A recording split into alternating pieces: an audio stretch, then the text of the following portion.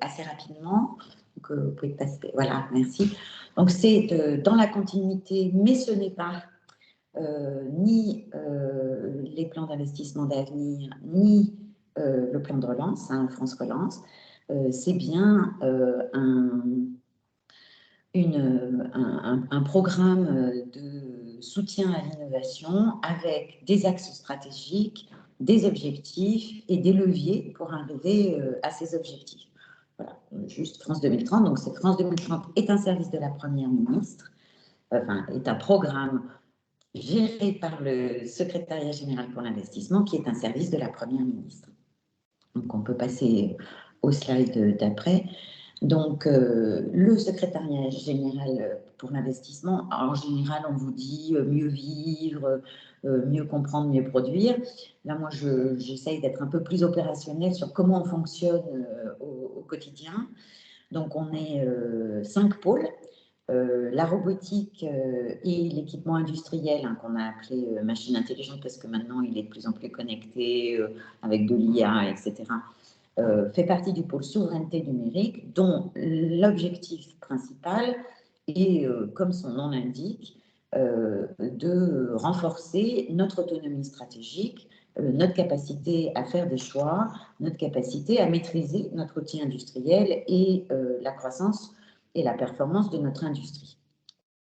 Donc, vous avez le pôle Nouvelles Frontières qui est plutôt sur les fonds marins, le quantique, le spatial, toutes ces frontières finalement qu'on n'a pas encore et qu'on va dépasser. Le pôle santé qui est un peu spécifique, très staffé chez nous et qui, au lieu de s'appeler pôle, s'appelle Agence Innovation Santé. Et le pôle connaissance dans lequel tout ce qui est transverse en termes de formation, d'éducation et notre soft power, si je peux dire, culture, est mise en œuvre. La façon dont on fonctionne, c'est qu'on a tous les mois des comités de pilotage, ministériels, mais interministériels. En fait, on réunit les représentants des différents ministères. Donc, Bettina et ses collègues, par exemple, une fois par mois, viennent à ces réunions pour représenter le ministère de l'Industrie. Et on définit au SGPI les stratégies, les dispositifs, le cahier des charges des dispositifs qu'on veut lancer, les cibles qu'on veut atteindre, les objectifs auxquels on veut contribuer. Après, on les lance. Pardon, c'est le slide avant. Après, on les lance et ils sont mis en œuvre par des opérateurs. C'est pour ça que souvent, on vous renvoie, quand vous nous contactez directement auprès des ministères ou directement auprès du SGPI, on vous renvoie à nos opérateurs, et souvent BPI France, hein, en ce qui concerne l'industrie. C'est parce que ce sont eux qui opèrent nos appels. Ils instruisent les projets que vous soumettez dans leur extranet à BPI France, notamment. Et puis, nous, ça nous remonte en comité de pilotage ministériel avec des recommandations. Et c'est bien les comités de pilotage qui décident des financements ou des non-financements. Rapidement, et là, on peut aller au slide d'après, les objectifs sont pour nous très clairs, hein, donc je ne vais pas tous les lire. Ils sont présents sur le site internet et je pense que cette présentation sera partagée après avec les participants. Et pour atteindre ces objectifs, on a un certain nombre de leviers. J'essaie d'être rapide. Voilà, on a un certain nombre de leviers, donc c'est le slide d'après. Nous, on est le levier, enfin là pour l'instant, le levier qui est en gras, hein, le levier 2. Moi, je représente le levier 2 qui s'appelle, qui a son objectif propre, sécuriser les composants, notamment dans l'électronique et la robotique, pour l'industrie, alors on va dire d'aujourd'hui, pour finir, parce que bon, j'en ai marre qu'on dise l'industrie de demain, pour l'industrie d'aujourd'hui, et où on a en robotique comme en électronique beaucoup de retard à rattraper. De cette organisation, sur le pôle électronique, robotique et machine intelligente, donc le pôle souveraineté numérique, ce levier, on a déterminé à partir d'un certain nombre de constats, je vais plus vite parce que je veux passer aux appels, un certain nombre de constats que à peu près tout le monde fait, hein, donc il n'y a pas non plus des grandes découvertes sur le fait que on a une accélération des innovations technologiques et notamment une convergence data, IA, robotique, qu'on a une filière industrielle importante, mais pour lequel on a un retard de la transformation robotique et numérique de nos entreprises. Alors, juste une petite information, quand vous dites 500 000 emplois, 32 000 entreprises, et finalement, c'est aussi un problème. Le problème, c'est que la moyenne du coût du nombre de salariés par entreprise est 15. Donc, on a beaucoup, un tissu très ancré dans les territoires et mêlé dans les territoires de petites entreprises. Et alors, si on enlève les salariés des très grandes, la moyenne descend encore. Donc, ça, pour nous, c'est un problème et qui explique en partie le retard de notre transformation robotique et numérique des entreprises.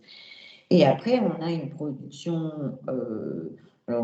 de robots et équipements industriels en tout genre qui est très largement hors de France et voire hors d'Europe.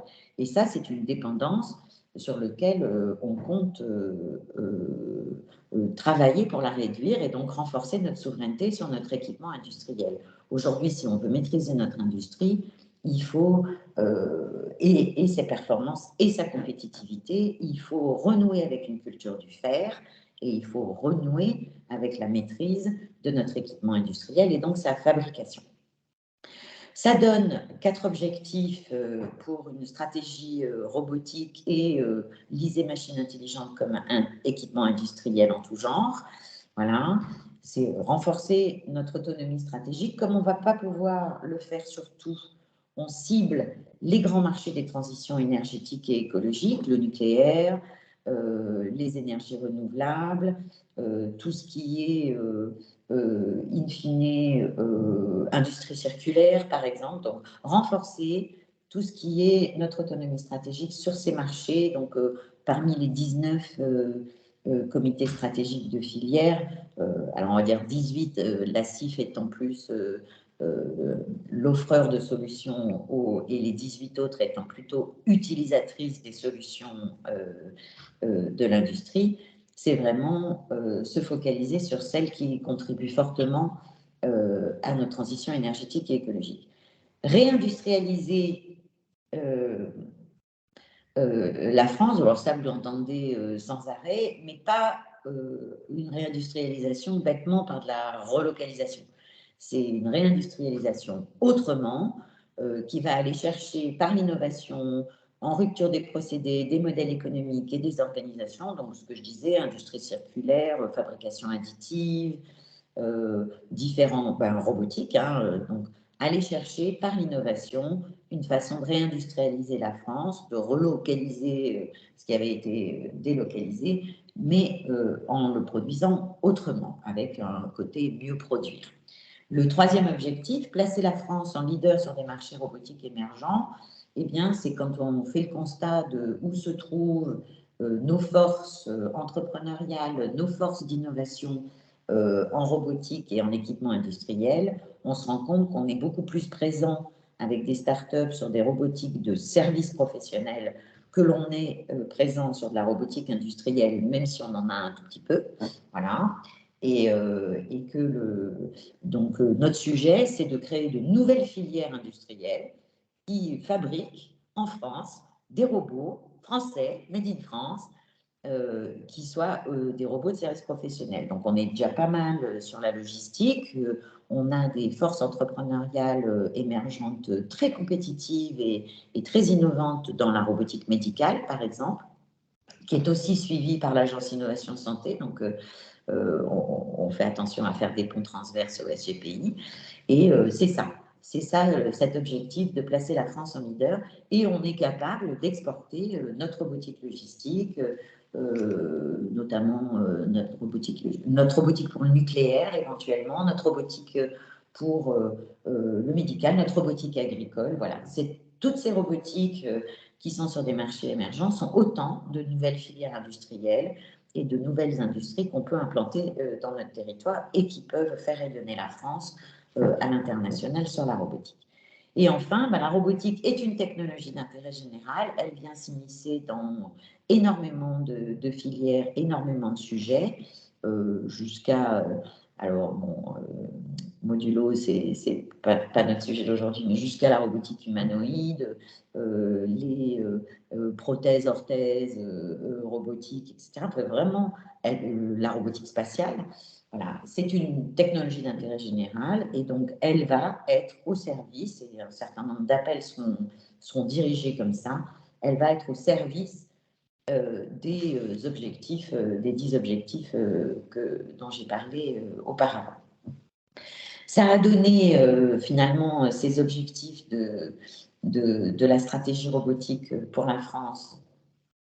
3 grandes dynamiques sur lesquelles on va insister. Alors ça c'est un côté, c'est le slide d'après, un côté un peu, on va dire, discours politique, mais il y a du fond derrière. Hein. Il y a bien cette partie transformation où il faut qu'on aide les entreprises et toute la chaîne de valeur à finalement se moderniser pour qu'on ait des entreprises compétitives localisées en France. La réindustrialisation, j'en ai pas mal parlé, donc c'est bien par du saut d'innovation et par de la rupture dans nos modèles en réindustrialisant autrement. Et la néo-industrialisation, qui est cette partie, nous allons créer, en tout cas je l'espère, des premières usines ou des développements d'usines en France dans lesquelles nous allons fabriquer à nouveau de la brique technologique au service de notre industrie ou des équipements industriels, y compris les robots, au service de notre industrie. Voilà. Et donc, on a un certain nombre d'objets que l'on souhaite mettre en œuvre, et on en a un qui est lancé, c'est le slide d'après, pour aider à la structuration de la filière, parce que donc on a vu l'émergence d'énormément de plateformes, Vitrine Industrie du Futur, les plateformes des clusters, les centres de recherche technique, les centres d'expérimentation, les bancs de tests, etc. On avait énormément de plateformes et de développement de clusters en tout genre qui s'intéressent à l'industrie ou à l'équipement industriel ou la robotique. Et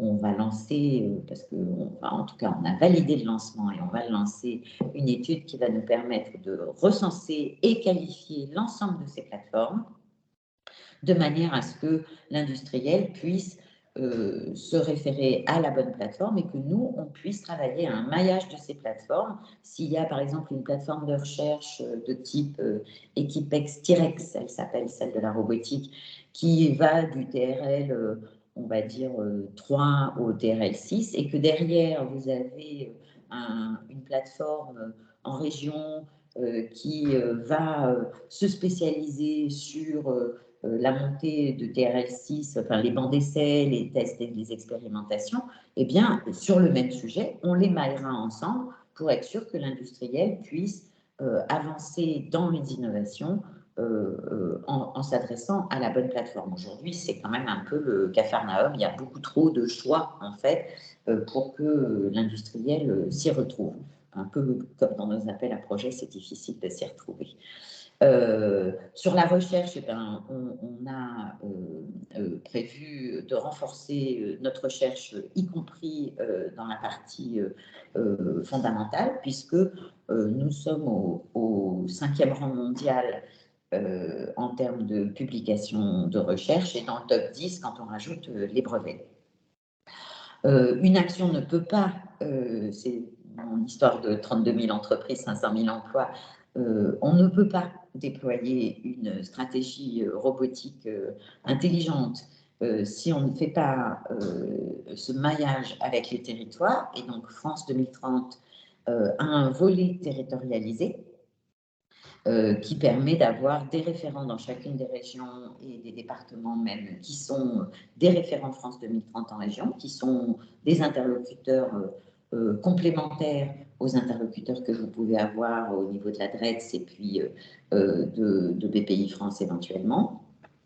Et puis, tout un volet éducation, formation, et ça, Bettina vous en parlera dans le détail, parce que cet appel-là, est un appel transverse qui s'appelle Compétences et métiers d'avenir, dans lequel nous venons d'inscrire la thématique robotique et industrie de façon prévenante, donc en appelant à des projets de formation initiale continue et des projets d'attractivité avec un côté féminisation. Je pense que si aujourd'hui on regarde parmi les 113 participants à la réunion le nombre de femmes, on est probablement majoritairement minoritaire.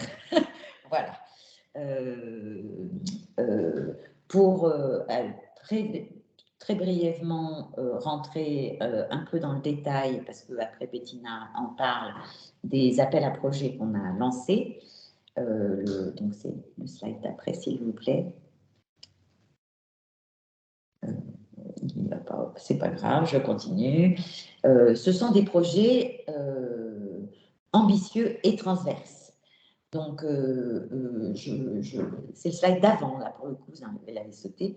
La stratégie robotique et machine intelligente, comme elle s'inscrit en transverse des filières. On est clair que la robotique est une general purpose technology, hein, donc une technologie d'intérêt général, et donc tout type de robots, d'équipements industriels et de briques technologiques associées, du moment qu'elles sont matérielles, sont susceptibles de de répondre à nos appels et seront examinés sans aucune discrimination sur le type de robot ou le type d'équipement industriel. Donc, les drones, hein, parce que la filière drone est une filière intéressante pour tout ce qui est inspection, surveillance des infrastructures, par exemple, les imprimantes 3D, parce que la fabrication additive nous amène des possibilités de matériaux biosourcés, d'économie de ressources et d'énergie, la logistique, les machines à commande numérique, dans lesquelles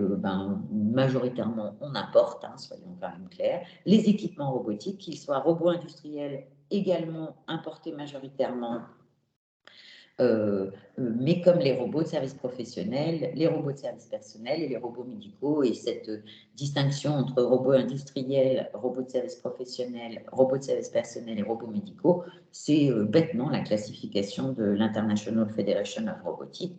Et voilà, sur tous les marchés applicatifs, avec une volonté malgré tout de favoriser tout ce qui est transition écologique et énergétique, mais surtout absolument tous les marchés applicatifs possibles et imaginables. Donc des appels très très ouverts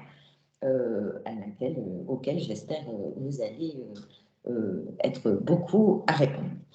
L'objectif de l'appel à projet, slide d'après s'il vous plaît, l'objectif de l'appel à projet, le premier qui s'appelle appel à projet robot, enfin offre de robots et machines intelligentes d'excellence, c'est vraiment de favoriser l'émergence de robots made in France qui seront industrialisés en France. Voilà, c'est aussi bête que ça. C'est notre partie néo-industrialisation, des nouvelles filières industrielles d'excellence qui viendront renforcer un petit peu, hein, parce que pour aujourd'hui, elle est très basse, notre souveraineté sur l'équipement industriel, renforcer notre autonomie et notre maîtrise de notre équipement industriel quand il sera fabriqué en France. Alors, équipement industriel, robot ou une nouvelle industrie sur, par exemple, la robotique de logistique ou industrialisée en France ou autre. Et puis, renforcer notre autonomie stratégique, c'est ce que je l'ai dit, au service des 19 comités stratégiques de filière, avec la particularité de la CIF d'être plutôt côté offre, les autres filières étant plutôt côté filière utilisatrice. L'objectif, alors, très brièvement, parce que Bettina rentre dans le détail après, on va soutenir bien sûr des projets d'innovation. Hein, nous ne faisons pas de capacitaire, nous ne finançons que du projet d'innovation. Et on demande à ce que ça soit à partir de... Je pense que TRL, ça parle à tout le monde, donc je continue avec mes histoires TRL. On commence à un TRL 6 parce qu'on veut être finalement assez efficace et rapide, et qu'on sait qu'on a déjà une dynamique entrepreneuriale en robotique qui nous permet de développer ces nouvelles filières industrielles. Comme je le disais, tout ce qui est purement logiciel, et bien sûr que la robotique est intimement liée, comme je le disais, au numérique et à l'intelligence artificielle en particulier. Mais là, ce qu'on vient chercher avec le levier 2, c'est la dimension brique matérielle. Donc, briques technologiques au service du robot, un prélanceur, des actionneurs, ce genre de choses. On sera ravis d'accompagner des projets d'industrialisation de ce type de briques technologiques, des capteurs, mais aussi pas du pur software. L'architecture qui va avec pour la commande et le contrôle du robot, bien sûr, pas du purement logiciel, donc de l'intelligence artificielle qui va aller favoriser la production. Ça rentre dans un autre comité de pilotage ministériel qui est purement numérique et qui s'intéresse à tout ce qui est suite logicielle, etc. Moi, le levier 2, il est vraiment dans la partie finalement hardware du numérique, incarnation matérielle du numérique. Et bien sûr, on a, comme pour l'intégralité de nos appels, une obligation de suivre l'article 17 du règlement européen, de ne pas causer un préjudice important du point de vue de l'environnement, voire nous avons dans l'appel à projet robots et machines intelligentes une incitation forte, avec un taux, un ratio subvention-aide remboursable supérieur pour les projets d'innovation qui vont s'engager sur un chiffre d'amélioration écologique. Voilà. Rapidement aussi, parce que il est peut-être un petit peu plus long celui-là, l'appel défi transfert part du constat que notre recherche a des briques technologiques pour la robotique très avancées et que pour autant, ils les gardent dans les tiroirs et ils ne les sortent pas de leurs tiroirs, et que c'est le moment que notre recherche puisse sortir des tiroirs et faire émerger des solutions innovantes dans lesquelles nous serons compétitifs à un niveau européen, voire mondial, pour que ces briques technologiques viennent s'intégrer dans des solutions robotiques. Donc, c'est tout l'objet de cet appel à projet défi transfert qui est forcément sous forme de consortium. On veut accélérer le transfert des résultats de recherche déjà acquis, c'est-à-dire c'est pas on part de la recherche, on fait un peu de recherche pour trouver ça. On part vraiment des briques technologiques avancées qui sont présentes dans notre recherche à l'INTERREL4 et on les accélère en 2 temps. Une première phase dans laquelle eh bien, on va passer de la brique technologique à son POC, si je peux dire, dans une intégration de solutions, donc du TRL4 au TRL 6-7. Et ça, sous forme de consortium qui intégrera eh bien, la brique technologique, donc le laboratoire de recherche, qui dans ce premier temps sera le chef de file, l'intégrateur, qui est finalement le pivot qui va nous permettre d'intégrer ces briques technologiques avancées dans des solutions pour un industriel, et un industriel ou plusieurs qui se seraient fédérés autour d'un besoin non couvert aujourd'hui par des solutions sur étagère. Et on va chercher bien sûr la généricité de solutions, donc en lien avec les comités stratégiques de filière. Je peux donner un exemple. Il y a aujourd'hui un groupe de travail entre, alors c'est des grandes entreprises, j'espère que des PME vont réfléchir aussi à se mutualiser leurs besoins, mais un groupe de travail entre RTE, SNCF, RATP, Naval Group, et j'en oublie quelques-uns là-dedans, mais et EDF, et notamment EDF Hydro, qui travaillent ensemble pour mutualiser leurs besoins non couverts pour tout ce qui est la réparation, la maintenance et la réparation d'infrastructures métalliques difficiles d'accès. Aujourd'hui, seule la robotique, drone ou pas drone d'ailleurs, seule la robotique semble pouvoir apporter une solution. Et aujourd'hui, la solution, elle n'est pas complètement calée. Et bien, le défi transfert et potentiellement une façon d'amener une brique technologique avancée à ces industriels pour construire avec un intégrateur les solutions qui vont être les solutions de ces industriels. Donc, deuxième phase, où l'industriel prend le dessus et l'intégrateur prenne un petit peu plus le lead, sur lequel eh bien, nous allons amener ces solutions du TRL 6.7 au TRL 9 avec un réel engagement de l'industriel d'aller jusqu'au bout et donc d'exploiter la solution qui aura été définie et transférée. Une particularité de cet appel, c'est que c'est la première fois qu'on fait collaborer sur un même appel deux de nos opérateurs. Pour la première phase, c'est l'ANR. Pour la deuxième phase, c'est BPI France. Donc, ils vont coopérer avec une phase de transition. Cet appel dure 4 ans. Il est accompagné par un comité d'animation qui va accompagner tous les consortiums de bout en bout pour permettre le transfert de connaissances. Donc, la première réunion, donc je demande de save the date, la première réunion, et j'informerai les gens, il faut que j'en parle à mon prochain comité de pilotage ministériel avant de pouvoir le faire, mais c'est le 14 septembre. Donc, on va demander à tous les laboratoires de recherche qui ont des briques technologiques avancées de venir les présenter aux industriels et aux intégrateurs que nous invitons à se joindre à cette réunion pour faciliter la création de consortiums, la création de consortiums pour répondre aux défis. Et l'autre particularité, c'est que on va avoir une aide au financement à la création du consortium et à la rédaction du projet détaillé. Au départ, on vous demande un 8 pages, hein, c'est quand même pas... Mais il faut quand même avoir quelle brique technologique vous recherchez, quels sont les interlocuteurs que vous avez réunis, voilà.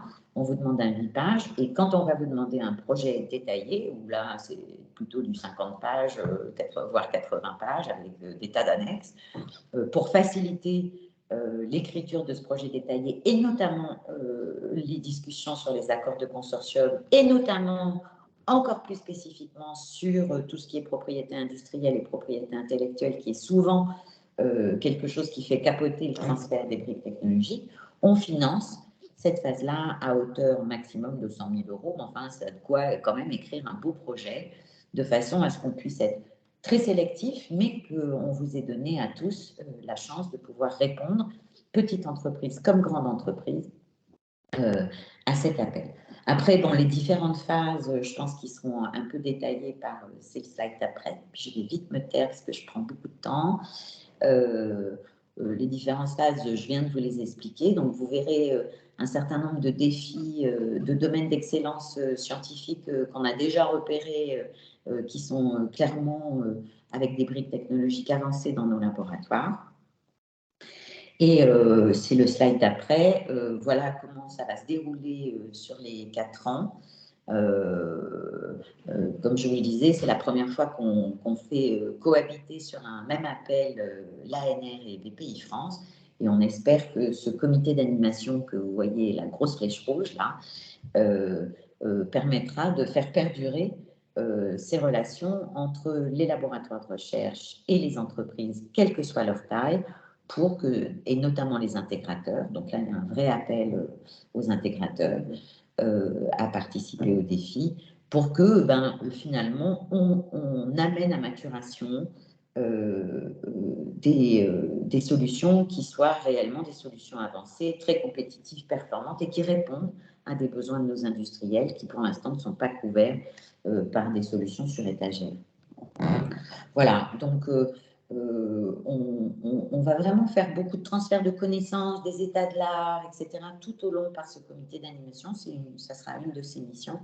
Et j'espère que, du coup, on aura des très beaux défis qui vont nous permettre de répondre à ces besoins industriels qui sont forts et pour autant et qui nous permettront peut-être de développer nos intégrateurs en taille de façon à ce qu'ils puissent aussi exporter ces solutions et comme les solutions portuaires aujourd'hui qu'on a de logistique, par exemple, et qu'on exporte plutôt pas mal. Voilà, je ne m'étale pas sur les objectifs, je pense qu'ils sont les mêmes, avec cet objectif sous-jacent de structuration et de faire monter en compétences les intégrateurs et les industriels sur les possibilités des briques technologiques avancées qui sont développées et qui existent dans nos laboratoires. Voilà, je pense que j'en ai fini sur la description de ces appels et de toute façon, je reste pour la partie questions-réponses. Merci. Et vous avez mon adresse mail si vous avez des choses à dire au SGPI. Voilà. Merci beaucoup, Catherine, pour ces présentations extrêmement riches et complètes, aussi bien sur le SGPI France 2030 et puis les 2 appels à projets qui nous réunissent aujourd'hui. Donc, c'est un grand intérêt puisqu'on est autour de 120 participants à ce webinaire actuellement. Et je vais donc tout de suite laisser la parole à Bettina Janto, chef de projet Industrie du futur à la Direction générale des entreprises, que je remercie à nouveau, et qui va nous donner un peu plus de détails sur la présentation des cahiers des charges de ces AAP. Bettina. Nous garderons du temps. Donc, si vous voulez, au fur et à mesure, vous pouvez mettre vos questions sur donc, le chat de la réunion. Et notre ami Nicolas Parascandolo, qui est directeur général joint de Evolis, va les regrouper, les traiter et faire en sorte que vous ayez le maximum de réponses d'ici la fin de notre webinaire, qui, je rappelle, doit se terminer à 11 h. Merci beaucoup. Bonjour à tous, donc merci pour l'invitation et l'appel à vous présenter un peu plus en détail ces cahiers des charges. Je vais, par souci de concision et pour que vous ayez le temps de poser vos questions et aussi parce que Catherine a très bien présenté les objectifs de ces différentes AAP, peut-être passer un peu sur les objectifs et autres et rentrer un peu plus dans le détail un peu technique des financements et des dates. Donc, le premier appel à projet qui était donc sur l'offre de robots et de machines intelligentes d'excellence. Donc, comme Catherine l'a dit, l'idée, c'est vraiment de soutenir des projets innovants et qui sont d'envergure significative pour aboutir à l'industrialisation d'un robot, d'un équipement industriel ou d'une brique technologique participant à ces robots et équipements industriels.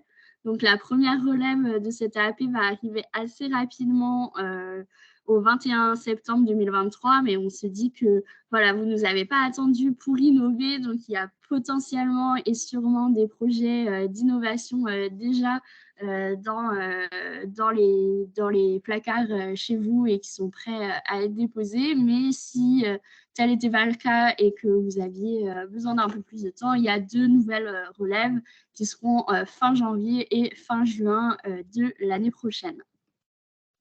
Donc, en ce qui concerne la slide suivante, je vais passer un peu rapidement puisque Catherine a déjà présenté, mais l'idée, c'est vraiment d'être sur de l'investissement matériel, de R&D et de logiciel, mais tant que ce n'est pas exclusivement du logiciel, comme Catherine l'a déjà dit, et qu'on contribue au développement d'une filière d'excellence à forte valeur ajoutée, qu'on réponde à la demande d'un marché qui devrait être caractérisé dans la réponse à l'appel à projet, qu'on détaille dans la réponse en quoi le degré d'innovation technologique va au-delà de l'état de l'art et qu'on veille bien à l'impact économique, social et bien sûr environnemental des travaux engagés. Donc, les principaux paramètres du cahier des charges, en ce qui concerne l'assiette minimale, ce sera 4 millions d'euros pour les consortia. Et il y a aussi la possibilité d'être un projet monoporteur, donc de le porter seul, auquel cas l'assiette minimale est à 1 million d'euros. Mais cette possibilité de porter un projet seul n'est ouverte qu'aux PME et aux ETI, les grandes entreprises devant obligatoirement faire partie d'un consortium et le consortium devra obligatoirement comprendre une PME ou une ETI et sera limité à 6 partenaires maximum. Les organismes de recherche et centres techniques pourront faire partie de ces consortiums et ils pourront simplement pas en être chef de file, mais ils pourront évidemment à contribuer avec tout le savoir-faire qui les caractérise. Donc, les TRL ciblés, comme ça a pu déjà être dit, ce sera de 6 à 9. Et les critères de sélection, c'est les critères de sélection assez classiques pour des AAP, donc la qualité du modèle économique, le caractère innovant, puisqu'on est dans France 2030, donc on se focalisera bien sûr sur la valeur ajoutée et l'innovation du projet, les enjeux de propriété intellectuelle et de cybersécurité qui seront importants, et l'impact sur l'environnement, les enjeux de réparabilité, de maintenabilité et de cycle de vie. Donc, après, sur l'intensité de l'aide par type de dépenses, on vous a, je ne vais pas lire chacune des cases du tableau, parce que ce serait un peu chronophage, mais on vous a mis un tableau récapitulatif dans les 2 premières lignes, recherche industrielle et développement expérimental. Vous avez des fourchettes, c'est parce que la première valeur est donc la valeur un peu de base, et la deuxième valeur peut être atteinte si on est dans un consortium qui fait preuve de collaboration effective.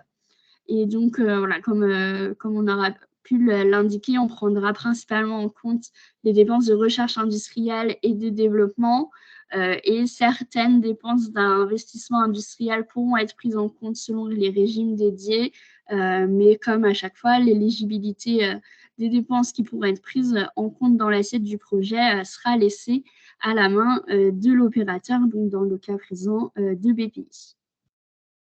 Ensuite, en ce qui concerne les détails du cahier des charges de l'appel à projet défi transfert robotique, comme Catherine l'a dit, l'objectif est de faciliter les transferts technologiques de résultats validés de la recherche, donc généralement vers TRL4, vers des TPE, PME, ETI demandeuses et utilisatrices de solutions qui permettront, qui aideront à définir aussi les besoins pour ces solutions et pour donc aboutir à la mise en œuvre de solutions intégrant des briques technologiques pour les filières stratégiques, dont l'industrie du futur et les 18 autres filières du CSF. Donc, le défi, on a mis une petite coquille dans le diapo, le défi est bien ouvert.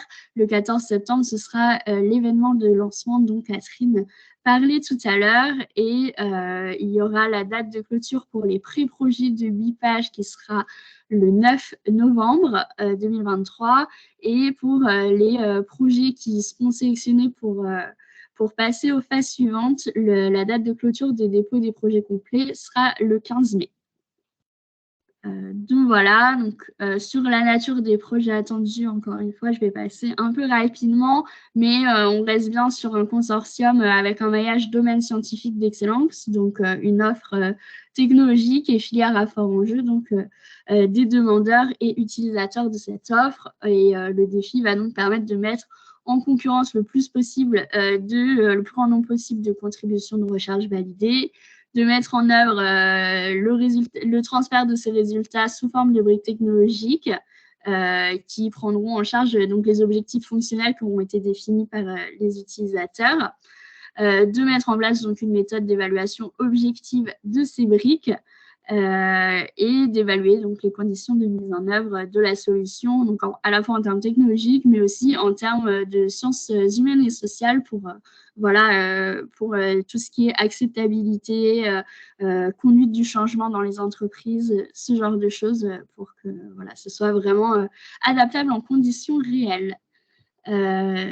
Donc après, dans la slide suivante, un tableau vous a été préparé, mais que vous pouvez aussi retrouver dans le cahier des charges, ce tableau sur les rôles de chacun. Donc le rôle de l'offreur de solutions, comme on disait, qui propose des résultats de recherche à transférer et donc qui soumettent ces résultats sous forme d'éléments de solution à base de briques technologiques et qui aident à les améliorer et à les faire passer aux étapes suivantes. Donc les demandeurs qui caractérisent leurs besoins, qui mettent en œuvre et utilisent la solution opérationnelle. Il faut savoir que l'entreprise demandeuse ou les entreprises demandeuses dans le consortium s'engagent vraiment jusqu'à la fin du défi transfert. Donc, elles s'engagent jusqu'au bout, jusqu'à l'étape où le projet arrivera. Mais donc voilà, elles s'engagent vraiment à mettre en œuvre cette solution. Les intégrateurs et équipementiers donc réalisent les équipements clés en main qui seront nécessaires à la mise en œuvre de la solution et choisissent les meilleures technologies pour pour y répondre. Donc, ils définissent également les besoins avec l'utilisateur final et conçoivent techniquement les solutions, construisent des machines, les implémentent en milieu réel. Et enfin, il y a un évaluateur qui aura été désigné par le consortium qui veille finalement au bon déroulement de la méthode scientifique et qui compare les différents résultats selon des méthodes qui auraient été définies et il coordonne le suivi interne de l'évaluation des briques technologiques, il les évalue et il participe aussi en dernière phase à la dissémination et vraiment à la valorisation des acquis de ce défi transfert. Donc, ensuite, c'est une slide sur le financement et le déroulement du défi transfert. Je pense qu'elle est utilement regardée en parallèle avec la frise chronologique qui est, je pense, plus lisible en termes d'étapes dans les slides de Catherine. Mais comme vous aviez pu le voir, donc, il y a une phase de dépôt des pré-projets qui dure 4 mois pour avoir voilà, un document de 8 pages. Ensuite, pour ces projets, les projets qui ont été sélectionnés par l'ANR pour passer en phase de projet de dépôt des projets détaillés, ça sera aussi sur une durée de 4 mois. Il pourrait y avoir une subvention comprise entre 50 000 et 100 000 euros voilà, pour aider au coût de concertation, aux études de faisabilité nécessaires au dépôt d'un projet détaillé. Ensuite, l'ANR sélectionnera les projets qui pourront passer en phase 1 pour aboutir à des études comparatives, à des POC de solutions et à des benchmarks de briques technologiques. Donc, il y aura 24 mois pour aboutir à cela et donc les projets de la phase 1 pourront être financés à hauteur de 1 à 4 millions d'euros. Et ensuite, les projets sélectionnés par l'ANR conjointement avec BPI pour passer en phase de réalisation opérationnelle pour aboutir à des solutions robotiques intégrées. Cette phase durera 12 mois et l'assiette des projets sera comprise entre environ 2 et 10 millions d'euros. Et ensuite, en dernière phase, il y aura une phase de dissémination et de capitalisation sur les connaissances acquises dans ce défi qui durera environ 8 mois. Donc voilà, c'est vraiment comme Catherine a pu le dire, sous forme d'étapes et pour partir avec un nombre de projets un peu plus important et en fait sélectionner ceux qui répondent au fur et à mesure aux caractéristiques de ce défi et faire avancer le transfert de briques technologiques issues de ces projets. Et enfin, sur l'AMI compétences et métiers d'avenir, que vous connaissez peut-être, mais il y a un AMI, donc compétences et métiers d'avenir, qui est global à tout France 2030, où chacun peut participer. Et donc, nous avons collectivement, avec la filière, les autres ministères, et notamment le ministère de l'enseignement supérieur et de la recherche que j'ai vu parmi les participants et qui est notre ministère avec lequel nous coopérons très étroitement pour définir l'ensemble de ces stratégies et de ces AAP sous l'égide du LGPI. Nous avons fait une fiche thématique qui est la robotique dans l'industrie et les services pour vous permettre de participer et d'éventuellement proposer des projets. La nouvelle enveloppe pour le volet 2 de l'AMI est de 700 millions d'euros. Et l'idée, c'est vraiment de développer, transformer et rendre plus visible l'offre de formation continue sur l'ensemble des métiers qui sont en tension dans la robotique et les machines intelligentes, donc un certain nombre, et on veut vraiment viser tous les niveaux, donc qu'on soit de l'ingénieur bac plus 5 ou au technicien du bac professionnel ou de BTS. Enfin, vraiment, on veut couvrir large et on veut couvrir sur tous les niveaux. C'est pour ça aussi qu'on souhaite développer massivement la formation par alternance pour favoriser l'insertion, améliorer l'articulation entre l'enseignement et l'industrie, et puisque ce sont quand même des métiers où la mise en pratique est le cœur du métier, qui puissent être formés en conditions réelles. Et puis, comme Catherine l'a dit, un objectif important qu'on renforce l'attractivité de la filière pour qu'on soit moins en tension et surtout également qu'on accroisse le recrutement et la féminisation de la filière. Et enfin, qu'on puisse aboutir à des logiques de mutualisation entre enseignement et industrie en développant donc les passerelles entre les laboratoires de recherche et d'organisation. Et organisation donc plus industrielle, mais pas que.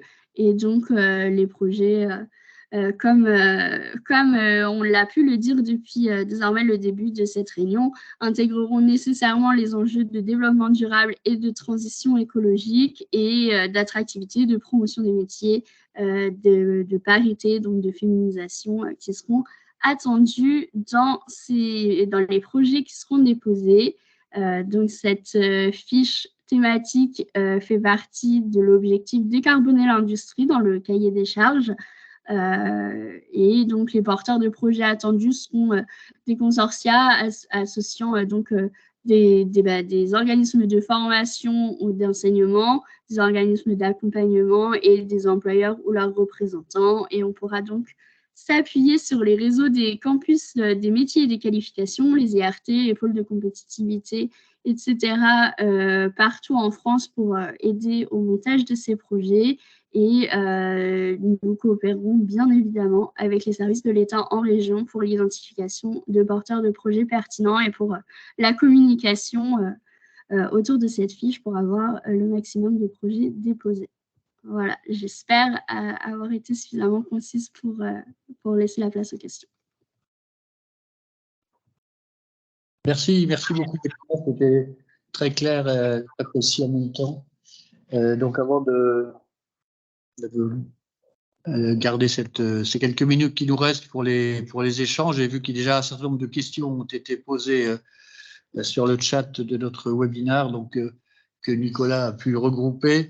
Je rappelle, comme je disais tout à l'heure, que nous avons une plateforme numérique de filière solutionsindustriedufutur.org qui a été d'ailleurs voulue par le ministre de l'Industrie à la constitution de notre CSF et qui bénéficie d'un financement public de France 2030. Elle est constituée, elle s'appuie sur le répertoire des 1900 offreurs de solutions labellisés Industrie du futur, dont un certain nombre sont présents ici aujourd'hui, et que je salue. Et donc, n'hésitez pas à vous rendre sur cette plateforme numérique qui sera un outil collaboratif qui permettra de faire avancer les choses, en particulier sur ces appels à projets, en rapprochant la demande et l'offre par rapport à ce projet. Donc, je laisse la parole maintenant à Nicolas pour reprendre les questions qui ont été posées et animer cette Merci Jean-Marie. Je vais essayer donc d'être assez rapide parce qu'il ne reste pas beaucoup de temps. Donc, une première question d'Olivier Dario sur les consortiums. Quel serait le statut juridique? Donc, il y a eu des consortiums qui ont été cités, notamment dans le défi transfert robotique. Et il pose la question du statut juridique de ces consortiums et s'ils seraient liés avec des projets par filière.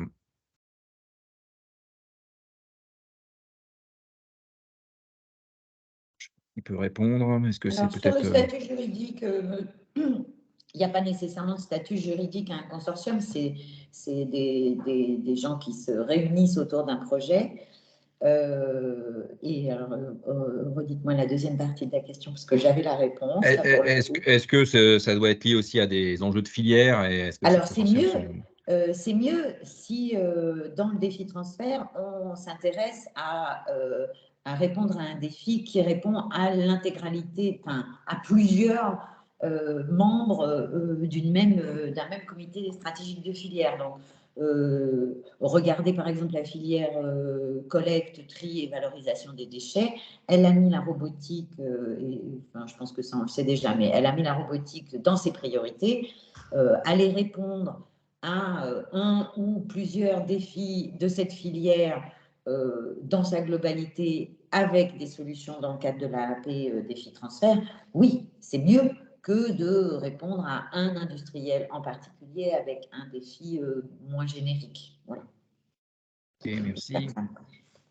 Je peux peut-être ajouter qu'au niveau de la filière des solutions industrie du futur, donc dans le comité stratégique de filière, on a mis en place un comité de soutien qui est là pour aider à la compréhension, éventuellement à la discussion de projets, bien sûr dans le respect de tout ce qui est secret industriel, hein, et qu'en particulier, donc, ça peut être là pour apporter un plus, y compris à certains pôles de compétitivité qui sont là dans la filière et qui nous aident, donc qui peuvent aussi donner leur aide pour monter ces projets. Merci. Une deuxième question, alors je m'excuse par avance, mais parfois j'ai que les prénoms donc de Colline, plutôt sur la partie des dépenses industrielles, qui demande si le cahier des charges AAP introduit la possibilité de rentrer des dépenses industrielles, dans quel volume est-ce possible? Par exemple, peut-on mettre l'aménagement d'un bâtiment et l'achat d'équipements pour 50% du projet? Et elle complète sa question quelques commentaires plus loin en disant, entre guillemets, investissement industriel laissé à la main de la BPI, pas possible de monter un projet ambitieux si on ne connaît pas les règles du jeu. Peut-on avoir une prévalidation de principe avant de monter un projet qui, in fine, ne rentre pas dans la vision de BPI? Donc, sur l'assiette des investissements. Alors, a priori, les aménagements de locaux, c'est non, parce que a priori, mais alors pour être honnête, j'en sais rien. Les gens de BPI seront probablement bien plus à même de répondre que moi, ou Bettina peut-être. En tout cas, pour moi, les aménagements de locaux, ça ne rentre pas. L'achat d'équipements industriels, oui. Alors après, on est un petit peu du chat qui se mord la queue, puisque on est à la recherche d'équipements industriels. Pour le dire un peu directement, made in France et fait en France. Donc, si pour fabriquer de l'équipement industriel, il nous faut de l'équipement industriel, faut qu'on fasse attention à essayer de rendre tout ça le plus français et européen possible. Voilà, donc oui, l'achat d'équipements industriels, ça rentre. Après, on n'a pas parlé, mais sans vouloir détourner la conversation sur ce sujet-là, mais on a aussi des appels qui sont non dans le cadre d'une stratégie très cadrée et très dirigée. Hein.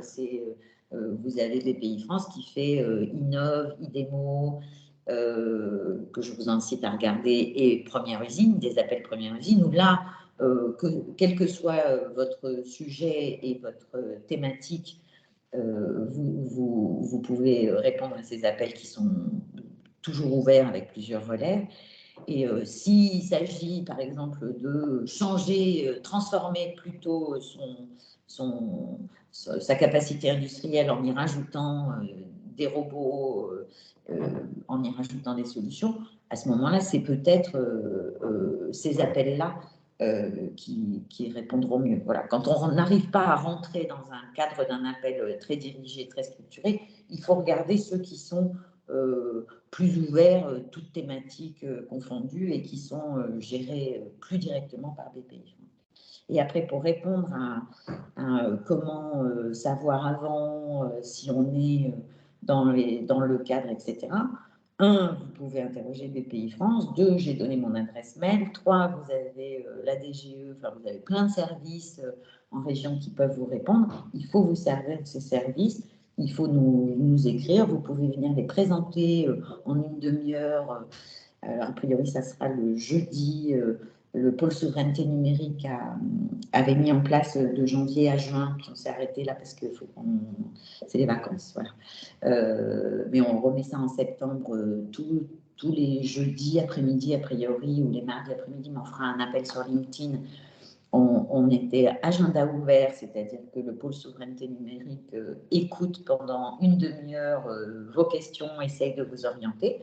Donc voilà, on essaye de simplifier les démarches pour un peu tout le monde, parce qu'on sait que c'est compliqué et que on demande à la limite d'avoir des pré-projets, justement pour que vous n'entriez pas dans un délire de dossier pour après être toqué. Voilà. Donc on est là pour vous accompagner dans cette démarche. Il ne faut pas hésiter et tous les services en région jusqu'au SGPI, une demi-journée par semaine, on est là pour répondre à vos questions. Merci. Si on a encore quelques minutes, une question de Gia Pragash. Quelle est l'intensité de l'aide pour les partenaires de recherche comme les CTI, les centres techniques de l'industrie? Oui, alors cette question, elle m'a été posée, elle m'a été posée très spécifiquement quand on l'a lancé à la RoboCup. Hein, les appels ont été lancés par des vidéos de ministres à la RoboCup à Bordeaux. On m'a posé cette question en disant, bah oui, les IRT, les CRT, où ils sont dans cette démarche. Aujourd'hui, d'abord, ce sont déjà des structures qui sont financées par ailleurs par l'État, en partie, certes, mais qui sont déjà financés par ailleurs. Et en général, on les considère plutôt comme de la petite entreprise. Et donc, ils ont les financements de petites entreprises. Mais j'ai noté comme point, parce qu'il a été très spécifiquement demandé et par plusieurs personnes, j'ai noté ce point comme un point devant être clarifié, voire d'assouplir ou de moduler les aides pour les CRT et les IRT parce que c'est une demande qui semble être un frein à leur participation. Après, je n'ai pas mentionné ça, mais en tout cas, pour les appels à projets robots, la clause de fonds propres a été, vous savez, on a une clause de fonds propres qui dit 1 euro de subvention doit être avec 1 euro de fonds propres. Et ça bloque un paquet de projets. A priori, on a fait ça nous en bloque à peu près 15%. Et ce n'est pas très acceptable vu effectivement la taille de nos entreprises. Et ben, on a des entreprises qui ont parfois pas assez de fonds propres pour porter des projets ambitieux. Donc cette clause maintenant est plus qu'en révision, on l'a assouplie et il faut démontrer fortement, mais il faut démontrer la capacité de financer le reste à charge, ce qui n'est plus du tout aussi. Alors ça peut être par de la dette bancaire, ça peut être par des comptes courants associés, comme ça peut être par une levée de fonds bien sûr, mais cette clause qui assortissait 1 euro de subvention, 1 euro de fonds propres est assouplie dans le cadre des appels à projets robots. Merci. Pour répondre à petite taille d'entreprise, projet ambitieux. Et dans le même registre, les pôles de compétitivité, donc il y a le pôle EMC2 qui dit j'ai pu voir dans les AAP que les labellisations par les pôles de compétitivité étaient pris en compte dans l'évaluation des dossiers. La question, c'est est-ce que les passages entre les phases du financement sont conditionnés?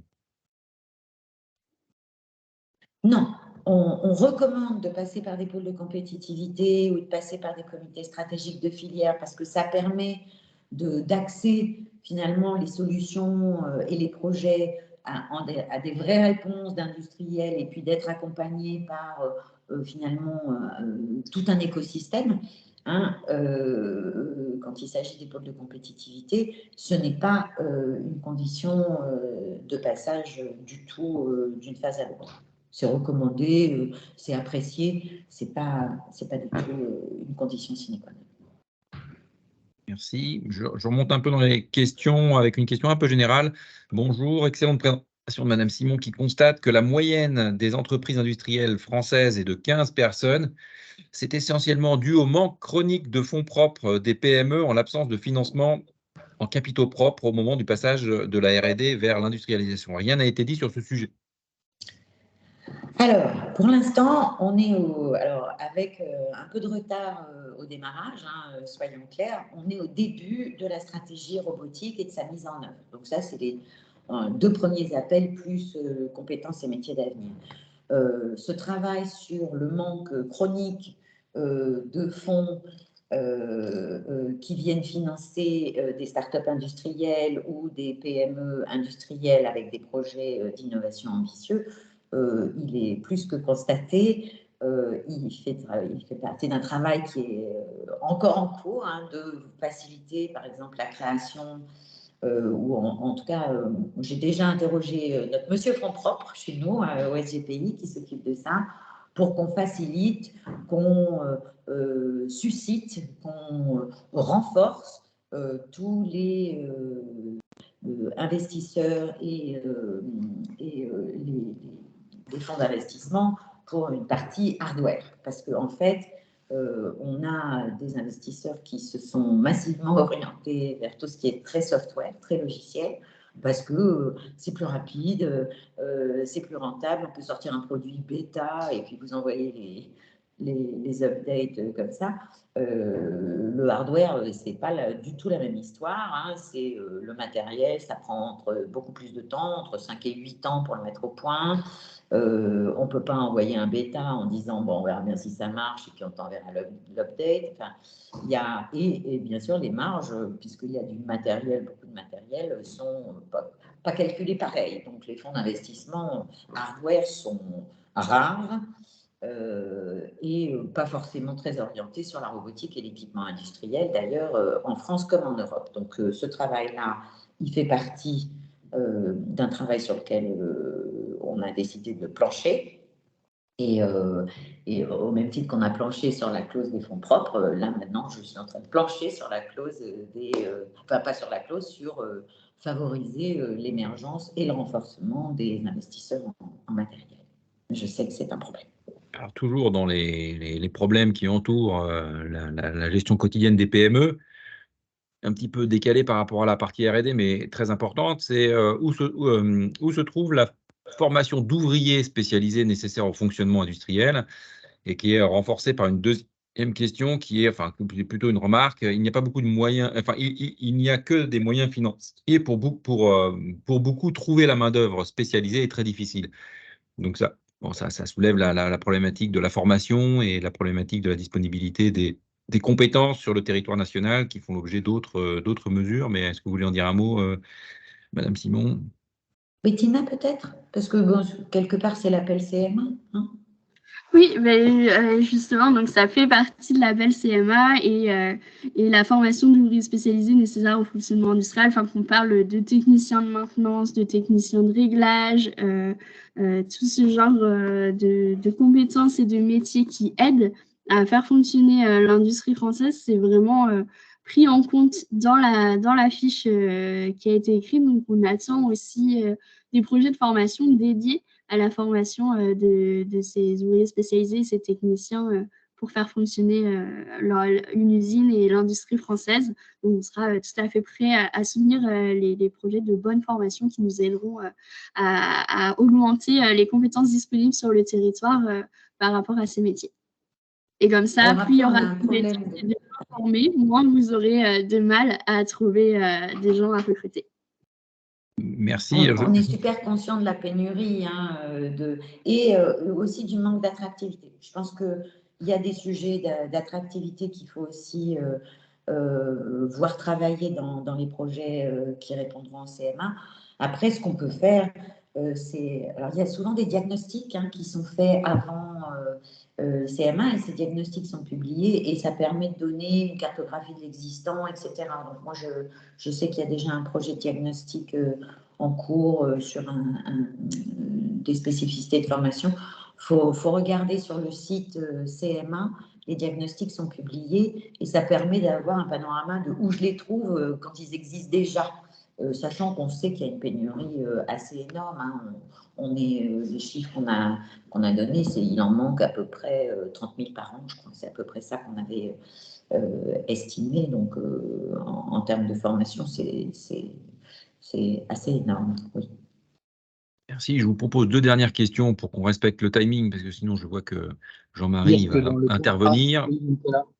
Donc, dans le plan stratégique de filière solutions industrie du futur, il y a donc un projet structurant sur les compétences qui est extrêmement important, comme a dit Catherine et Bettina. Donc, on a travaillé ensemble sur cette fiche technique qui est publiée. Et ce projet qui est porté donc par notre filière avec le support de l'UIMM, très compétente en la matière, a fait beaucoup de progrès ces derniers temps avec une étude dont on s'est inspiré ici, la représentation, qui permet de voir les trous dans la raquette et maintenant passer à la phase suivante qui va être de proposer des travaux communs, des consortiums justement pour lancer des appels à formation dans le cadre de l'AMI CMA de la 2e saison qui vient d'être republiée là récemment.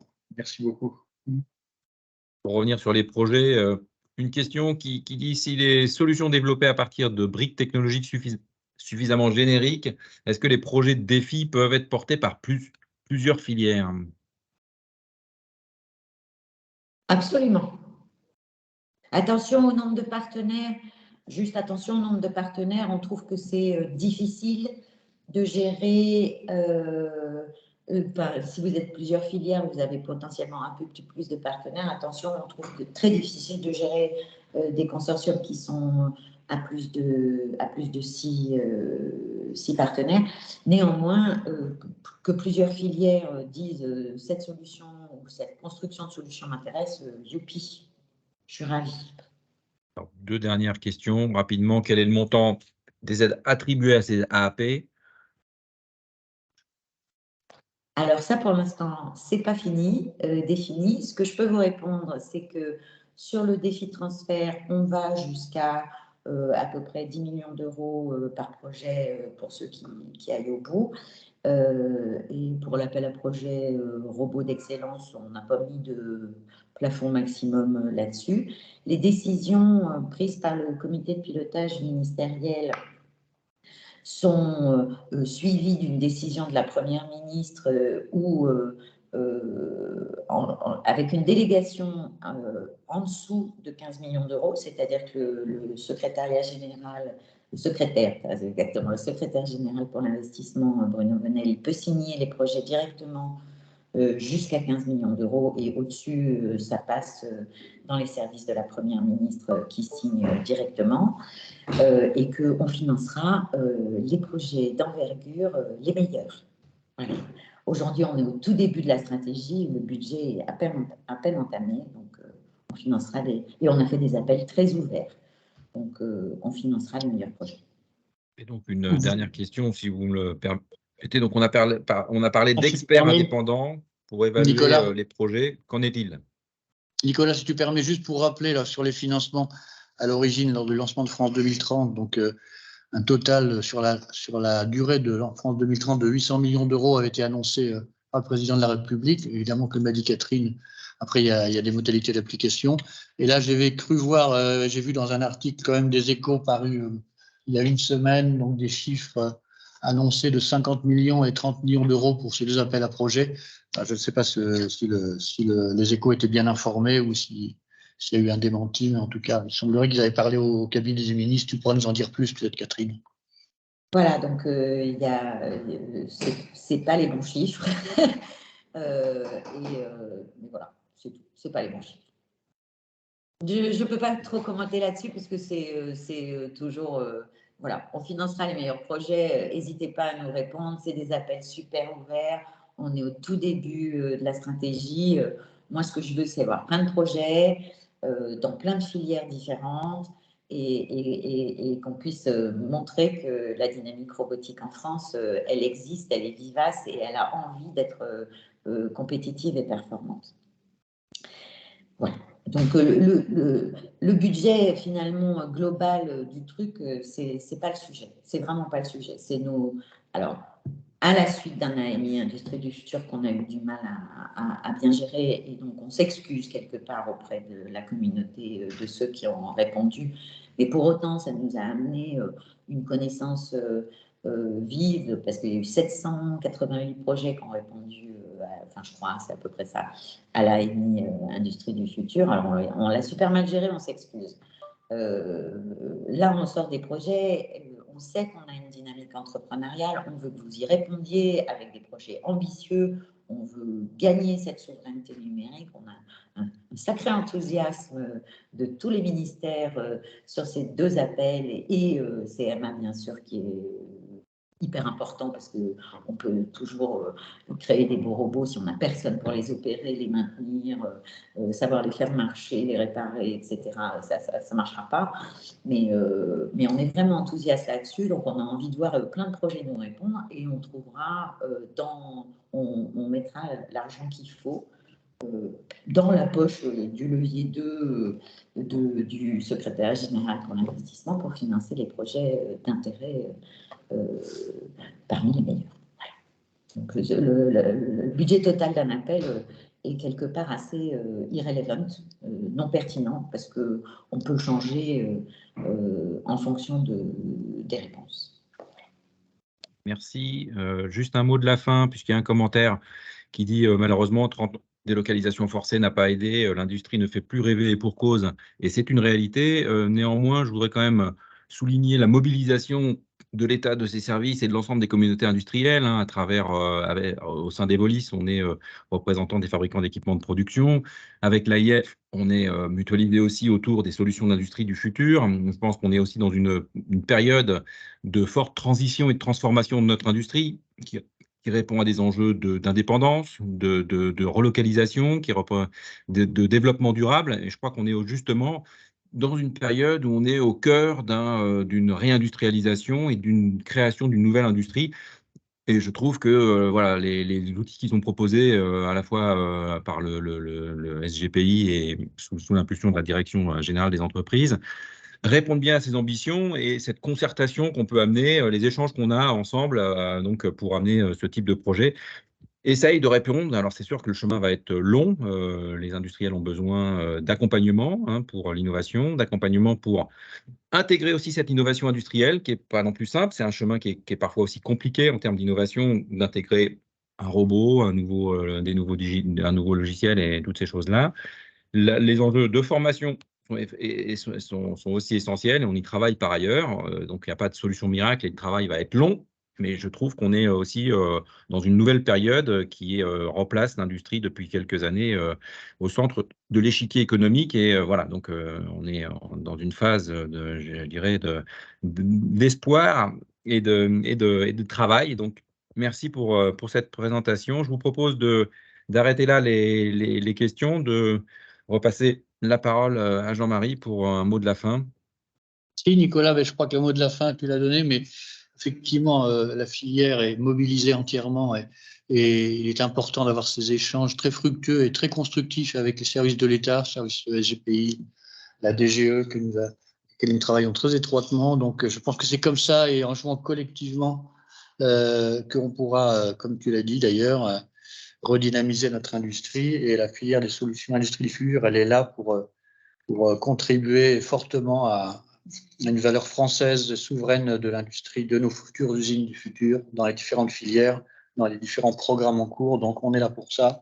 On va continuer ensemble. N'hésitez pas, si vous avez d'autres questions, à les faire parvenir éventuellement par écrit, je pense. Nos amis se feront tous un plaisir de vous répondre, comme ça a été dit. Voilà, donc à bientôt pour poursuivre nos aventures ensemble. Et merci de votre participation. On était plus de 120, donc je pense que ça répondait vraiment à un désir d'information de la part de tous. Et merci de nous avoir enrichis aujourd'hui. À bientôt. Merci. Au revoir.